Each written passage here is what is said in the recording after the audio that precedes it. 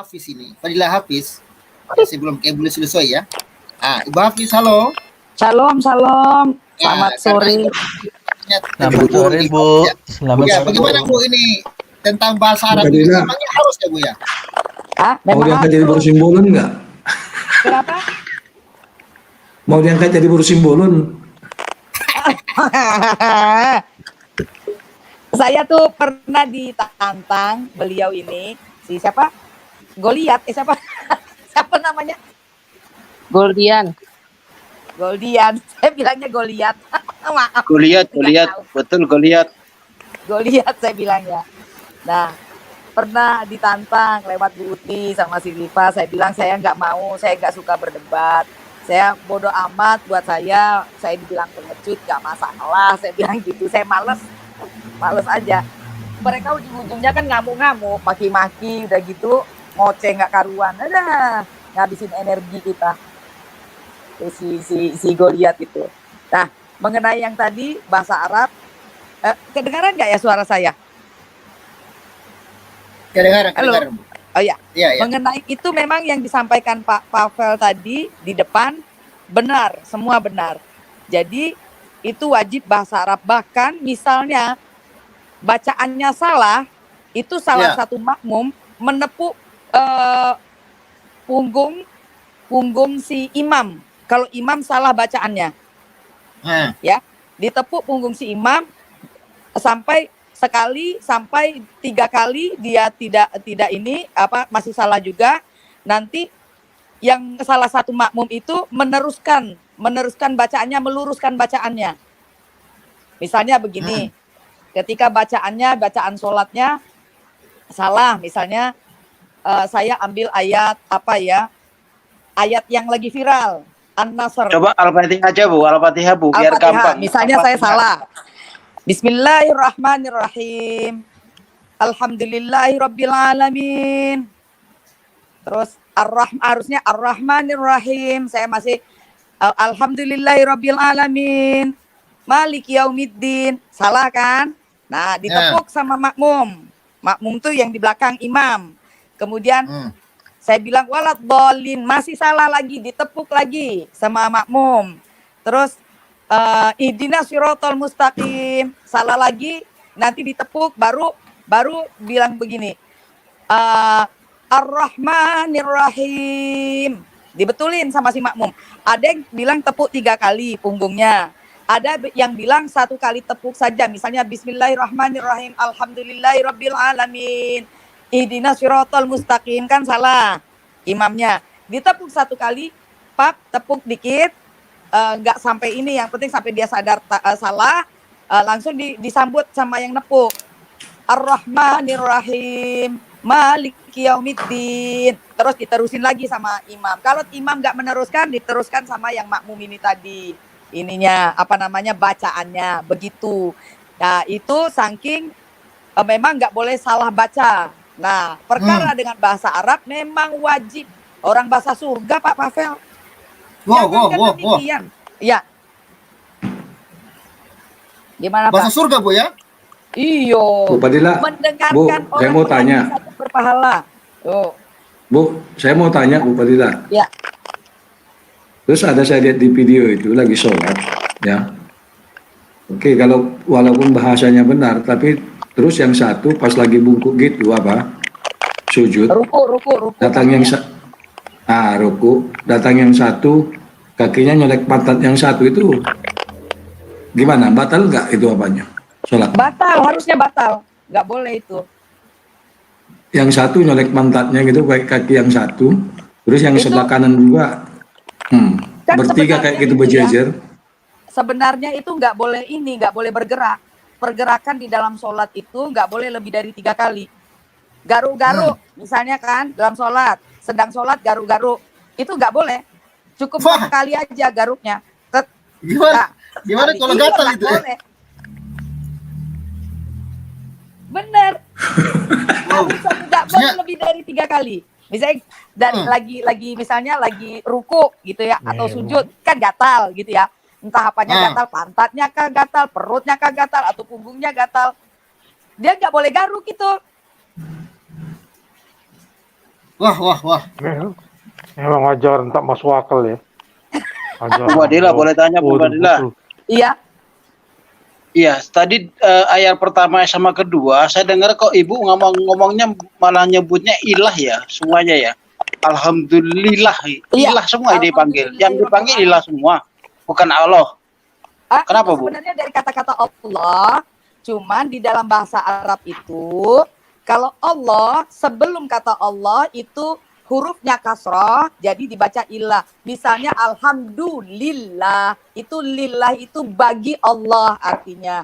Kalau misalnya dia nggak pakai li, alhamdulillah, artinya segala puji Allah, nggak pakai bagi. Jadi alhamdulillah, ya, atau alhamdulillah. Kalau di depannya itu lam double kan Allah itu, lam double di depannya sebelumnya huruf itu kasroh, itu menjadi dianya illah. Tetapi kalau huruf di depannya sebelumnya adalah u atau dhamma atau fatha, wah saya susah menjelaskannya. Apa ikut kelas bahasa Arab saya aja? Berarti Sama-sama, Allahnya itu Bu Fadila. ilah, Tetap Allah. ilah itu Allahnya Tetap Allah, cuma Nama. singkatan itu Pak. Singkatannya itu Pak. Gini coba.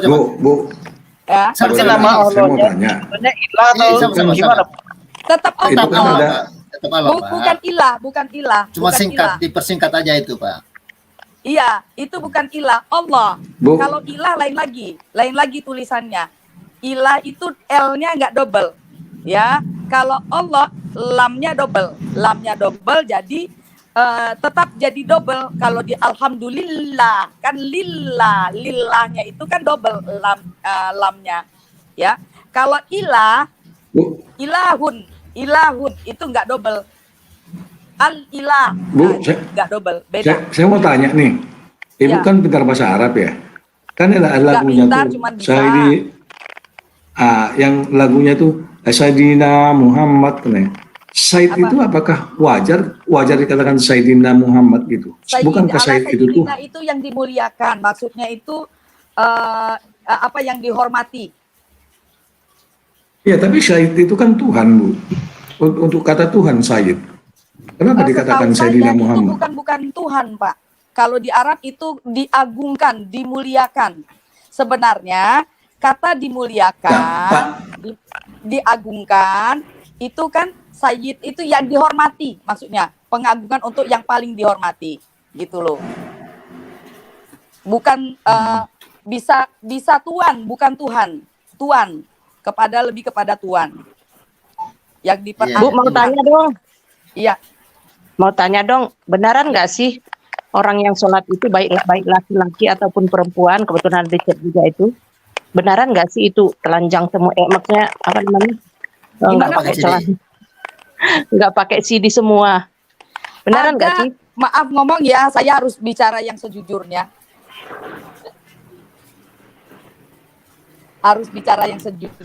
Sebenarnya. Silakan Bu. Sebenarnya ya ada yang bilang saya dulu melakukan itu karena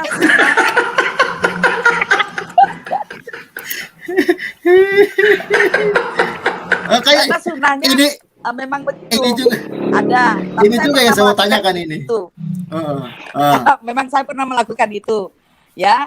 Jadi memang alasannya biasanya kalau kita pakai CD gitu ya, kan habis pipis atau apa gitu masih berasa basah, itu alasannya. Jadi masih najis gitu alasannya. Nah, kemudian di tempat berhaji itu kenapa tidak boleh pakai CD? Karena memang di dalam salah satu rukun haji, syarat apa rukun haji saya lupa. Itu memang tidak boleh memakai pakaian yang berjahit. Gitu. Ada yang bilang kalau untuk apa namanya? Untuk bagian kemaluan, ada yang bilang boleh dipakai juga, saya nggak tahu deh. Belum pernah naik haji soalnya. Sabar. Tapi kalau misalnya pakai Ya. CD, apakah sholatnya batal atau gimana? Ini ada pertanyaan dari netizen ini. Batal lah. Enggak juga, Nggak bisa disolok. Enggak batal juga. Enggak juga, enggak batal. ya. Itu tidak membatalkan sebenarnya. Ya, jadi dengar teman-teman, nggak batal ya. Ada yang bilang membatalkan, ada yang bilang Oh, tidak gitu. membatalkan. Kalau saya bilang Iya. membatalkan sih. Tapi Ada nggak yang tahu bilang juga sih. batal. Masih pada Karena berantem kalau pakai kayaknya nih. kalau pakai CD nggak gampang disodok. Soy, soy. Apa bicara itu? Sabar nih. Kita kembali ke topik kita ya, ke bahasa Arab tadi. Tadi ibu mengatakan kalau bahasa Arab itu bahasa surga ya. Lalu kalau sholat tidak pakai bahasa Arab ya sholatnya tidak sah. Lalu gimana nasib orang-orang yang misalnya di kampung yang nggak tahu bahasa Arab? Gimana itu Bu? Apakah Ya kan selama hidupnya? dihafalkan Pak, dihafalkan. Iya, bahkan ada yang tidak sanggup hafal Bu. Kalau orang-orang yang Bu. di kampung-kampung sedangkan menghafal susah Bu. Oh, Bu, ada jangan salah Pak, agama Ibu, ini agama luar Ibu. biasa. Mereka hafal, malah orang kampung-kampung tuh banyak yang pinter-pinter hafalan loh. Pak Pavel, coba Al-Fatihah di bahasa Indonesia kan, terus dilakukan dalam bahasa Indonesia. Coba nanti yang bingung dalam kurungnya bingung. nanti itu nanti pas Pak baca waktu nanti itu ya. Oke. Ibu Fadila tahan dulu. Ini kita coba ke Ibu Lusoi. Mungkin ada komentar atau pertanyaan Ibu Lusoi. Silakan Ibu Lusoi. Oke. Pertanyaan apa ini? Terserah pertanyaan atau komentar tentang komentar. Komentar. Sebelum komentar saya sebelum berkaitan dengan yang judul atau tema. Nih saya mau komentari tadi komentarnya Pak Forest. Ya, saya juga setuju sebenarnya kalau yang orang-orang Batak khususnya Parna itu khususnya Parna ya, seluruh dunia lah bisa dikatakan, itu kan ada punguannya atau kumpulannya, itu sebenarnya bisa melakukan somasi secara hukum dengan si Godian itu, karena ini nggak bisa dibiarkan ya, nanti akan berulang lagi. Kalau dari sisi agamanya ya, mereka tahu kok mereka itu kebal dengan hukum kalau yang berkaitan dengan agama. Jadi masuknya melalui marga, pencatutan nama marga gitu. Saya setuju seperti itu. Saya kelihatannya sih di punguan-punguan atau di kumpulan marga Parna, terus khususnya Simbolon, itu sudah ini juga sudah viral, sudah ramai. Ada kabar-kabarnya saya dengar mereka memang mau coba koordinasi dengan punguan atau kumpulan Simbolon di daerah Jawa itu, Purwokerto. Itu kabar isu-isu yang saya dengar. Itu terkait itu. Nah, yang berikut sesuai tema mengenai media ya Pak ya. Nah, si media ini saya lihat sih tipe-tipe orang yang nggak mau kalah gitu, nggak mau kalah debat. Artinya selalu ada jawaban walaupun sudah mentok, ngelesnya itu tetap ada ngeles, nggak pernah ada misalnya jujur, sebagian itu saya belum kurang jelas, nanti saya nggak ada begitu, nggak ada. Saya lihat ya, kayak tadi tuh ada di channel siapa itu tadi Pak Muhammad KC relay berapa channel kalau nggak salah, itu dia ada di situ, konyol sekali saya lihat ya, kasihan juga sih sebenarnya. Nah sampai mereka kalau udah mentok dia mengalihkan, kita bicarakan Bible dulu gini katanya gitu kan, sampai ada bapak siapa itu Pak Killer atau siapa itu ngomong, ya udah itu kan yang bagian Bible itu kan palsu, kan yang asli kita bicara yang palsu aja gitu, sampai diolok-olok begitu, tapi nggak nalar juga. Jadi kalau menurut saya mereka itu tipenya kan bela Tuhan, bela agama, jadi apapun dilakukan, apalagi kalau ada istilah takia ya sama mereka ya, kalau kita kan nggak ada istilah takia ya, mau apapun katanya kalau bohong mau untuk kepentingan kebaikan pun tetap dosa, nggak ada urusan, nggak ada kompromi untuk itu kan gitu. Kalau mereka kan ada, saya lihat ngeles aja gitu. Jadi tipe-tipe mereka ini kita harus antisipasi. Jadi bisa saja nanti, makanya saya bilang bagus juga ini perbincangan tentang hadis-hadis ini, walaupun untuk menambah imun. Saya sampai ketawa-ketawa tadi itu diledek-ledekin dia sambil masak, saya ketawa-ketawa ya. Nah, sama mereka itu akan selalu ada jawaban. Nah, tadi dia bilang hiperbola, sampai diketawain. Setahu kita kan nggak ada hiperbola atau kiasan-kiasan di Quran ya, yang setahu saya ya. Tapi mereka akan, kalau dibutuhkan mereka akan sebutkan itu gitu loh. Sama dengan si Agustan kemarin. Perhatian saya itu juga konyol sekali saya lihat ya. Dia udah berkata bahwa ketika ditanya apakah darah saya halal, ketika dikasih tahu bahwa memang ajaran kamu itu menghalalkan darah orang, membunuh dan segala macam. Oh itu bahasa itulah dia jawab itulah kalian. Itu sebenarnya bahasa itu adalah metafora. Kalian mengartikan apa? Katanya gitu kan, membela. Tapi ketika ditanya, ini kisahnya di tempatnya Pak Paul. Sekarang gini saya tanya, kata Pak Paul, apakah darah saya halal? Ya, memang dah halal. Apakah saya boleh dibunuh kalau kamu ketemu saya? Boleh nggak saya dibunuh? Ya boleh, kata gitu. Jadi aneh gitu. Tadi dia udah bilang itu metafora. Nah, tanpa dia sadari, dia udah iyakan gitu loh bahwa itu bukan metafora, itu adalah memang bisa membunuh gitu. Jadi mereka ini seperti itu kalau menurut saya. Jadi bagus juga kita banyak tahu. Dan satu hal ya saya sih setuju agar hadis-hadis aslinya mereka, buku-bukunya itu harus dari sekarang harus dikoleksi. Karena suatu ketika nanti bisa akan sesuai dengan kebutuhan akan dilencengkan kan. Jadi kalau kita udah punya yang asli bukunya tahun berapa diterbitkan kita punya ya, mereka nggak bisa berkelit kan gitu. Kalau menurut saya seperti itu sih. Saya nggak banyak komentar mengenai urusan perhadisan ya Pak Pavel, karena saya kurang banyak tahu. Thank you.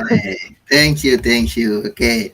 Silakan Pak Jungkir balik. Mungkin ingin bertanya kepada Ibu Fadila, mumpung ada Ibu Fadila ini yang bisa menjelaskan kepada kita. Silakan Pak Jungkir balik.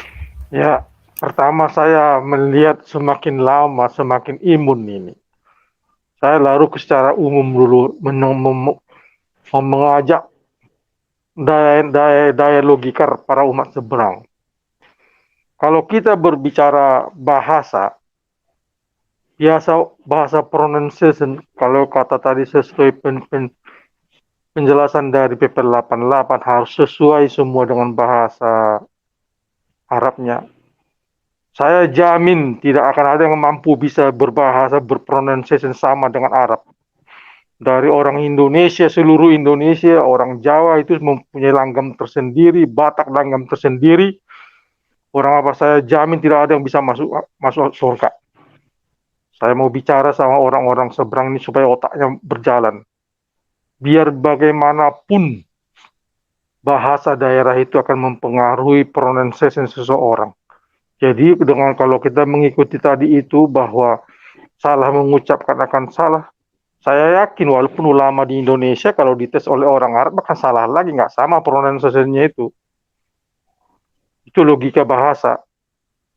Saya juga sebagai orang Jawa, kalau mau berbahasa Indonesia pasti mempengaruhi. Begitu juga dengan orang Sunda.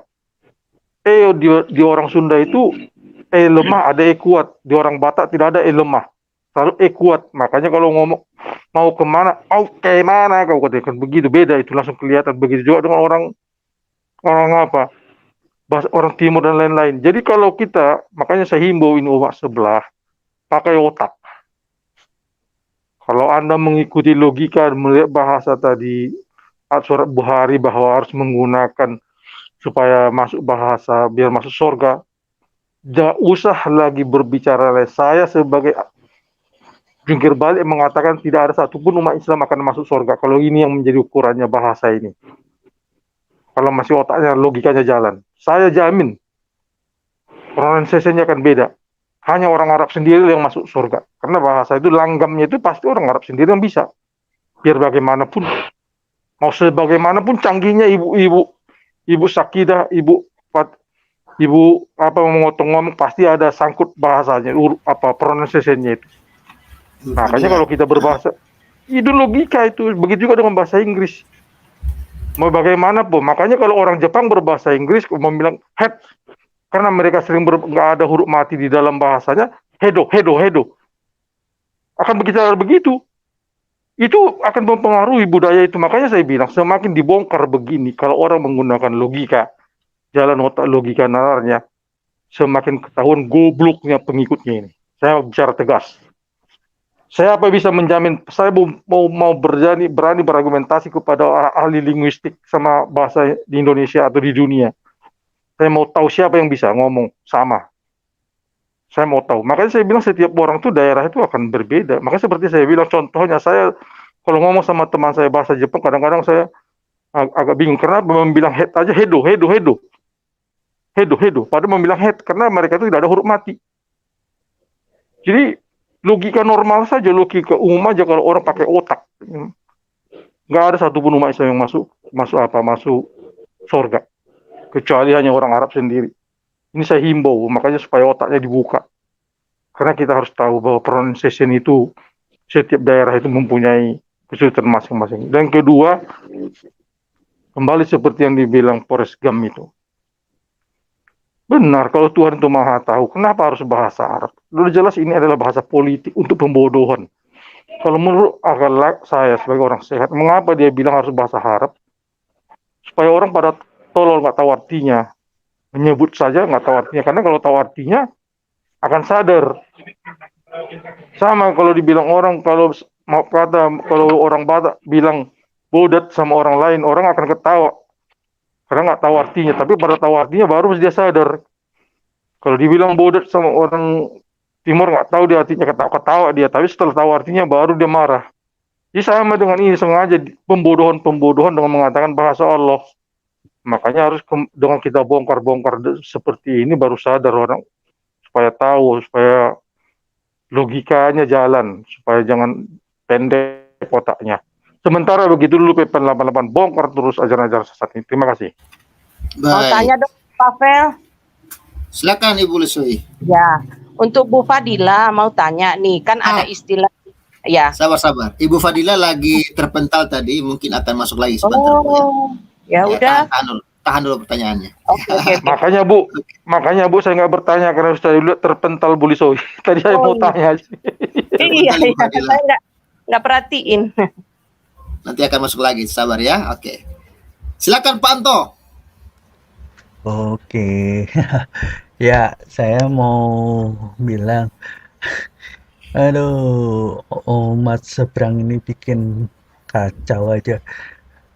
Saya aja yang non muslim aja nggak mengerti, apalagi yang di sana. Jadi ya sudahlah, gimana lagi. Jadi saya agak bingung mau jelasinnya kayak gimana.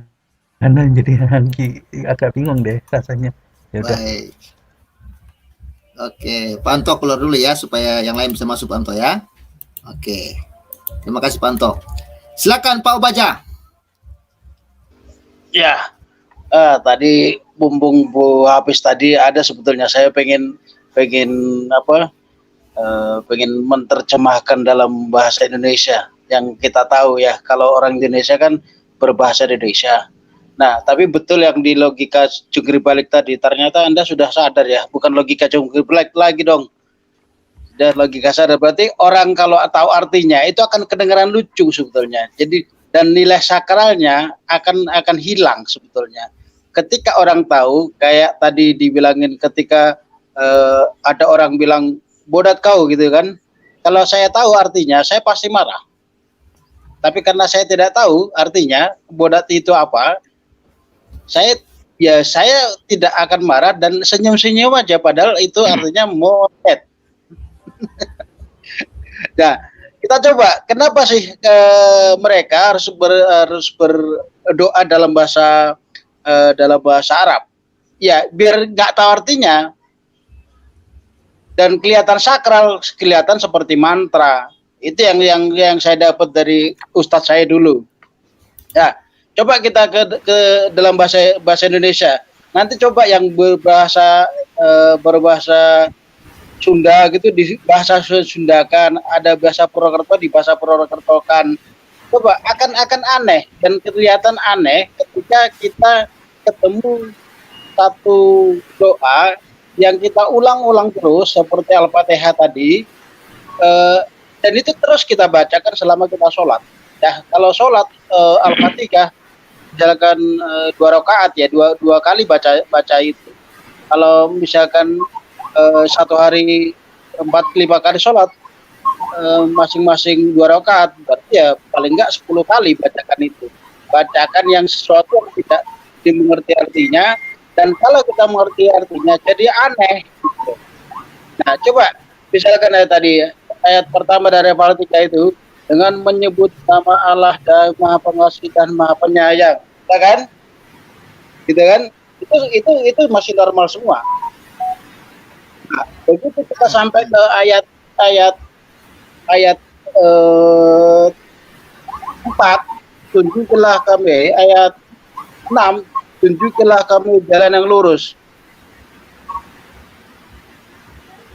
Ya, ayat 7, ya dalam kurung yaitu jalan orang-orang yang kau beri nikmat kepadanya.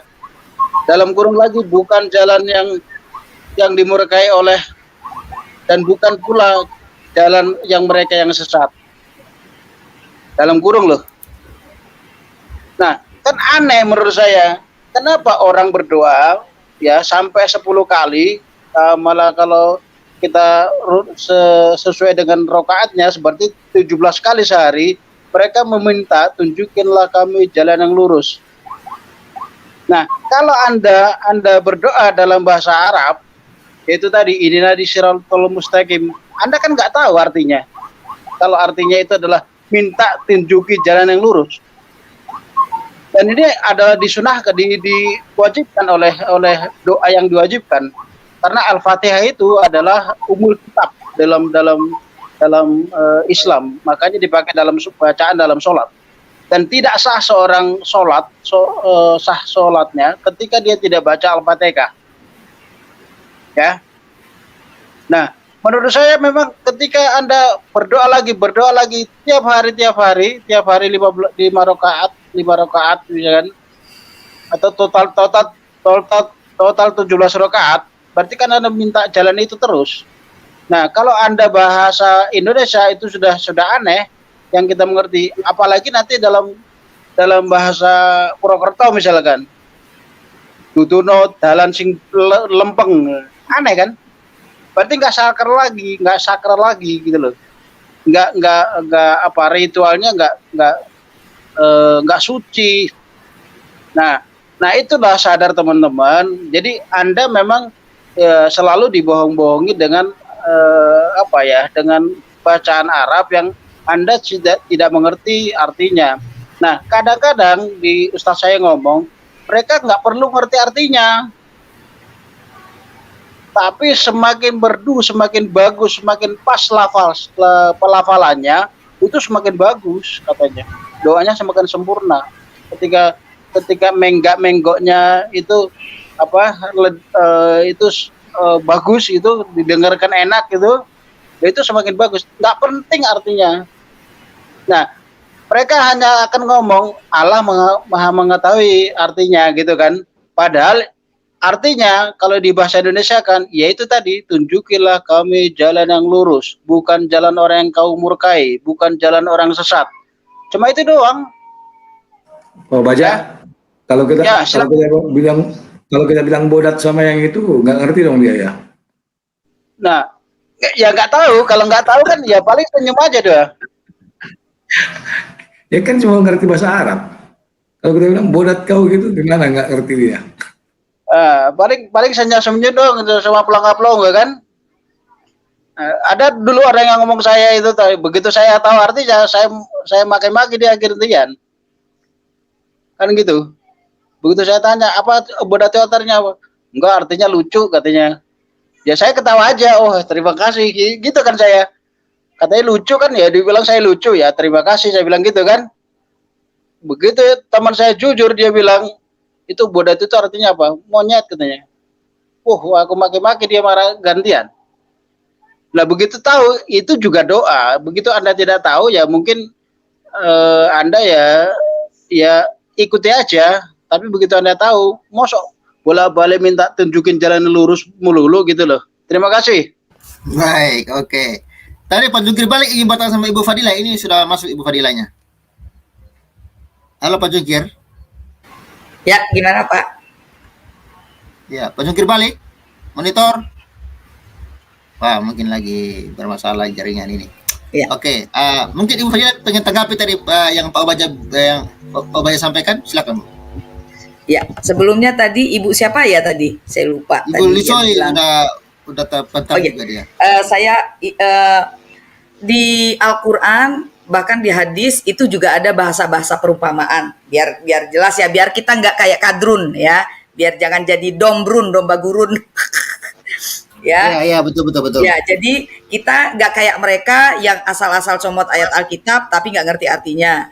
Ya, Nah, kita pun jangan seperti itu, ya. Kalau kita nggak tahu, kalau saya bilang saya nggak tahu, saya bilang nggak tahu. Jadi ada bahasa-bahasa di dalam bahasa sastra Arab tuh bagus sekali karena saya kan kuliah dulu kan di Fakultas Adab jurusan sastra Arab ya. Bahasa Arab itu sastranya lumayan tinggi ya. Dia sangat hiperbolik sekali. Kalau sudah ngomong masalah apa namanya kata-kata yang sangat-sangat yang sangat nggak masuk di akal gitu ya. Dia banyak sih yang pakai perumpamaan-perumpamaan gitu, ada beberapa, tetapi ada juga yang langsung secara tekstual. Jadi bukan bahasa perumpamaan. Misalnya kayak sebenarnya darahnya halal diminum itu sebenarnya perumpamaan, artinya boleh dibunuh ya. Keras juga kan, artinya kan sama-sama barang yang tidak manusiawi ya kan, artinya begitu. Nah, banyak beberapa misalnya kayak payung surga, banyak bahasa-bahasa mereka tuh bahasa-bahasa perumpamaan ya. Nah, itu saya tanggapi sedikit. Kemudian tadi masalah apa tadi? Sholat, bacaan sholat gitu ya. Memang bahasa Arab, makanya saya juga ngajar ngaji ya. Maaf kalau teman-teman Kristen yang nggak setuju saya ngajar ngaji, nggak masalah. Buat saya sebenarnya itu pelayanan saya, itu cara masuk saya untuk mereka bisa mengenal Tuhan Yesus. Kalau saya setuju Bu, saya mendukung, itu kesempatan Ya. Bu untuk mendekati mereka.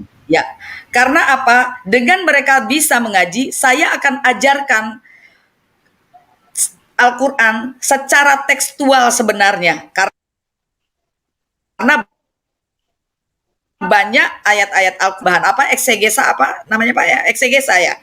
Saya kurang tahu ya. Ngaji kan Yang penambahan. mengkaji tuh Bu, sebetulnya asli katanya eksegese betul. Iya, jadi mengkaji. Mengaji itu dari kata-kata kaji ya. Nah, jadi saya ngajar mereka itu kadang saya selipin sedikit, ini tuh sebenarnya artinya ini gitu. Dan puji Tuhan ada beberapa ibu-ibu yang akhirnya antusias dan tanya. Itulah kesempatan buat saya sebenarnya ya. Nah, bahasa Arab itu nggak seperti bahasa Indonesia. Memang sedikit kepeleset pengucapan, beda arti. Misalnya kayak kalbu dan kolbu, saya sering ngomong ya itu ya.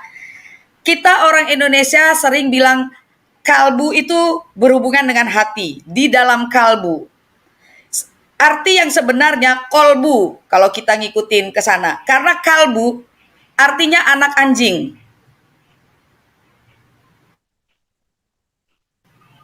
Ya, bahaya kan? Wah.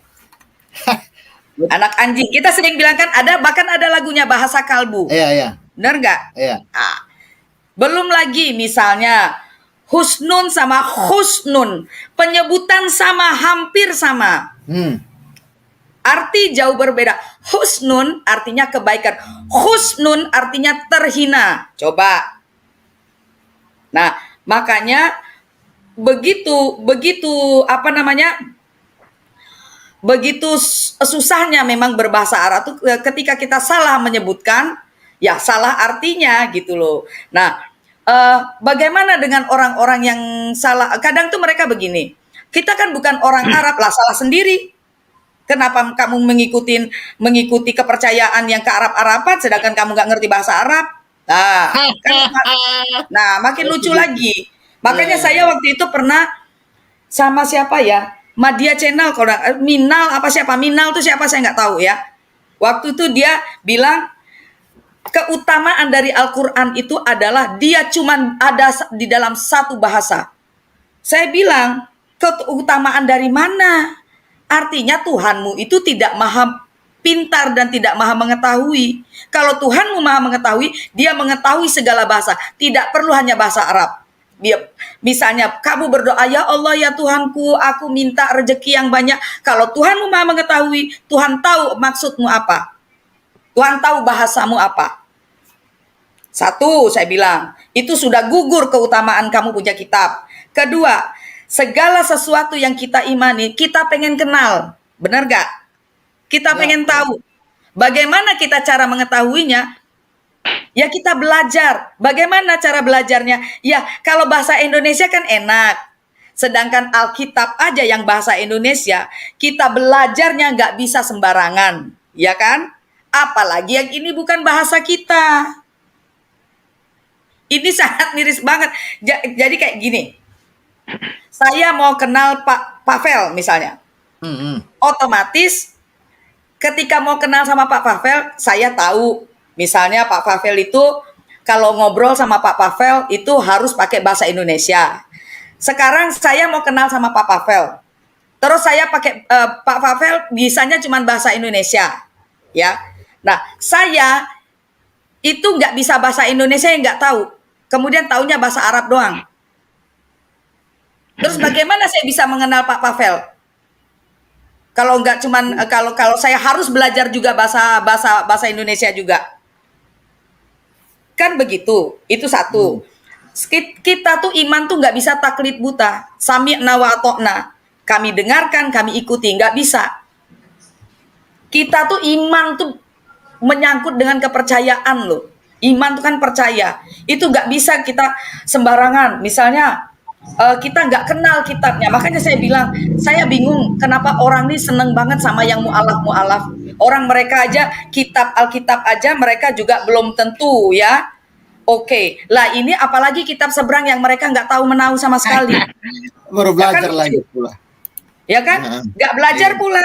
Nah, logikanya kemana? Kebolak-balik kan? Nah, makanya saya bilang, apa ya, kita itu kalau mau dekat sama Tuhan, kalau mau kenal Tuhan, itu kan nggak perlu dengan tata bahasa yang berbelit-belit, nggak perlu dengan harus bahasa Arab gitu ya.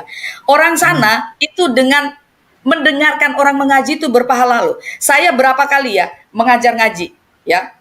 Saya bilang, Bu, sekalian ya belajar bahasa Arabnya, sekalian belajar ngaji, makhrajnya, ucapannya, tajwidnya, saya sekalian ngajarin bahasa Arabnya ya, artinya ya. Gak mau, bayangin bapak-bapak. Tidak mau. Apa jawaban mereka? Gak perlu, Bu. Tidak perlu. Yang penting itu bacaannya bagus. Nauzubillah min zalik, saya bilang. Bu Padilla, Yang penting, ya, bacaannya bagus. Coba. Ngeri kan? saya bisa bahasa Thailand, bisa bahasa Batak, bisa bahasa Indonesia, bisa bahasa Melayu. Berarti saya lebih pintar dong dari itu. Oh iya dong.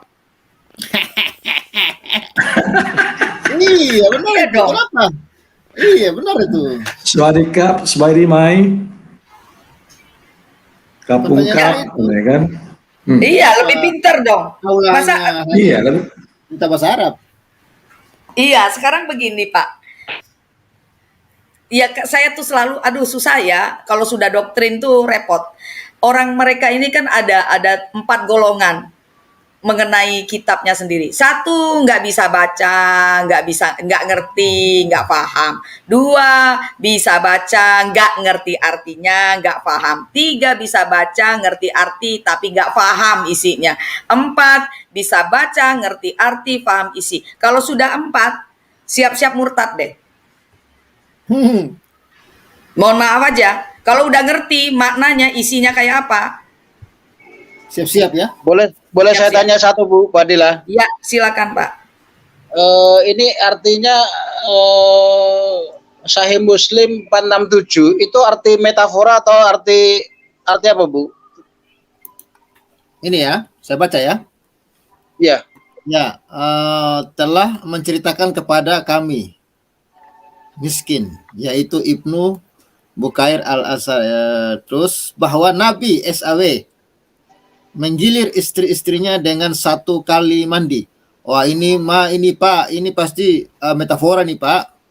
Metafora ya. Bu Padilla itu metafora.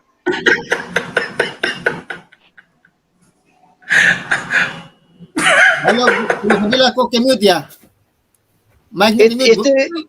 Istri beliau 9.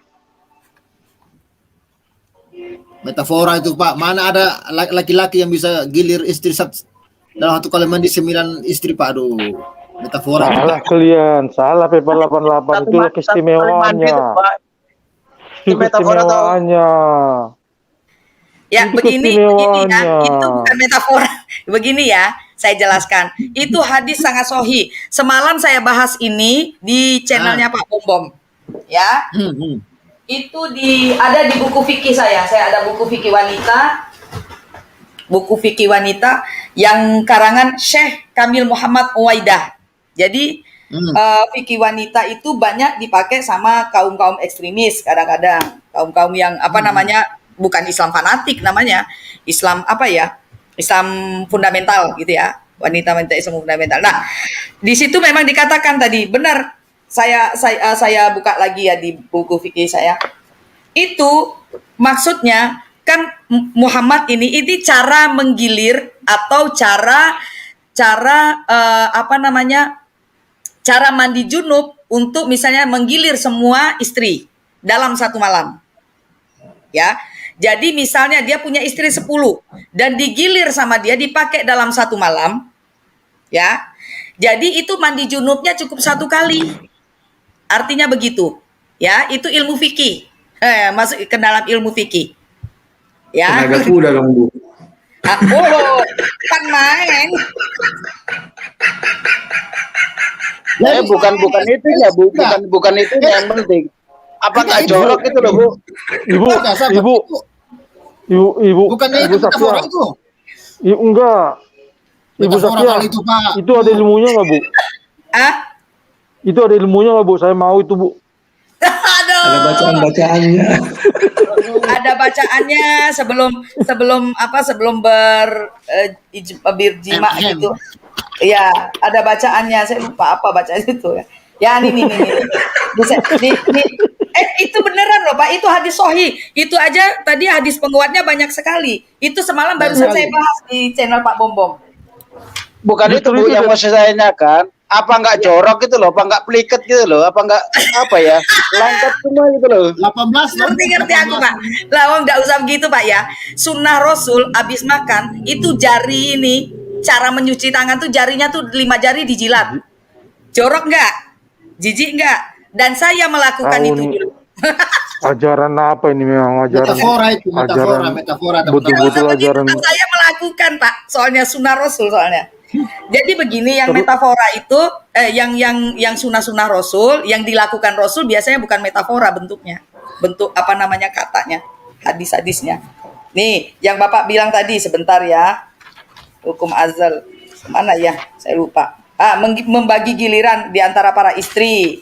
Ya. Berdoa ketika berhubungan badan. Ada doanya, Pak. Iya. Ada doanya. Hukumnya. Itu cuma dipakai langsung 99-nya dipakai. Kan rumahnya nggak deketan, Bu. Kalau rumahnya kayak kos-kosan itu gampang mungkin. Kan itu kan rumahnya jauh. Butuh jalan juga. Iya. Ini diperbolehkan menggilir seluruh istri dalam satu malam. Ya, dari Anas bin Malik itu tadi bahwa Rasulullah SAW menggilir istri-istrinya dalam satu malam, kemudian mandi 1 kali. Jadi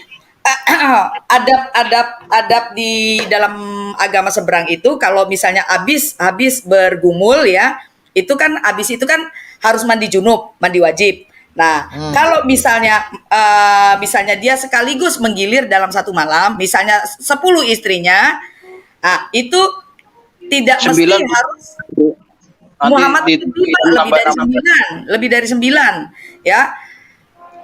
Misalnya 10 dia punya istri, jadi setelah misalnya menggilir istri 1, dia nggak perlu mandi wajib dulu. Nah, seluruhnya sudah digilir baru mandi wajib 1 kali. Itu hadisnya sahih dan hadis penguatnya banyak. Nah, itu setelah selesai semua atau Bu? Setelah selesai sebelumnya. Enggak, setelah selesai semua, Pak. Kan makanya keistimewaan Nabi kan di situ katanya kan, yang dibilang Christian Prince. Nah, terus ada lagi cara membagi giliran para istri.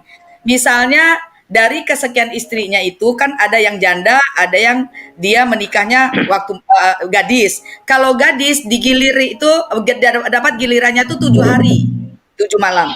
Kalau dia istrinya ini itu janda, cuman 3 hari 3 malam. Itu hadisnya sahih. Oh. Padahal janda lebih ini loh. Suatu Kalau ya. kata orang janda terdepan nggak ada, janda terdepan Pak. Saya bacakan hadisnya ya, ini Sohi. Kalau di buku-buku fikih itu nggak Bongkar pakai terus. volume ya. Ya, Bongkar iza terus, tazawwaja sikat. bikra aqama indaha sab'an wa iza tazawwaja sayyiba aqama indaha salasa. Rawahul Bukhari. Jika seorang menikahi seorang gadis, maka hendaklah ia menginap bersamanya selama 7 hari 7 malam. Ini bab poligami ya. Sedang jika dia menikahi seorang janda, maka hendaklah ia menginap bersamanya selama 3 hari saja. Hadis Kesian berapa banget itu, Bu? Hadis Hah? berapa itu, Bu? Hadisnya? Nggak ada volumenya. Kalau di ilmu fikih jarang-jarang pakai volume-volume begitu. Oh, gitu ya, Bu ya. Ya, karena saya di buku. Kalau ini Bu, satu Bu. Ini metafora atau asli? Sahih Bukhari 47 Oh, jangan pakai volume Pak. Di share aja di sini. Saya volume-volume nggak ngerti. Pak Fel, Nggak boleh begitu. buka Pak Fel. Sahih Bukhari 4705. Ya, saya nggak begitu paham hadis ya soalnya. Sabar. Bukhari ya. Sahih Bukhari 4705. Itu asli atau metafora? Lugas atau jadi belajar bahasa Indonesia lagi ya? Mana lugas sama metafora ya? Hiperbola Sahih Bukhari 4705. dari 4705. Janda prioritas. Paling hiperbola inilah. Nggak mungkin. Habis digilir bilangnya gitu. Hmm. Habis digilir ya, habis digilir ya.